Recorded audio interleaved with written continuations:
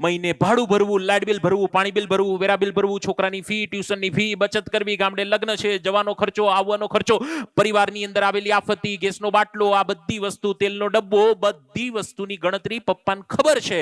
એટલે એને ખબર છે કે આજે ઓફિસે રજા ન પડાય, મારે જવું પડે. તમને ખાલી ખબર પડી જશે ને તો તમારો ગમે તે મિત્ર તમને બોલાવવા આવશે ને, તમે ઊભા નહીં થાવ, કેમ કે તમને ખબર છે મારે શું કામ વાંચવાનું છે. આ તો વાંચતો હોય, કોઈ મિત્ર આવે, યાર ચલ ને અડધી પોણી કલાક રાઉન્ડ મારીને આવીએ, યાર શું યાર વાંચ કરે, ઊભો થા ને યાર, આવે છે કે નહીં, આપણી દોસ્તીની કસમ. અને તું કસમમાં જતો રહેશે, તાર પપ્પાની કસમને યાદ કર.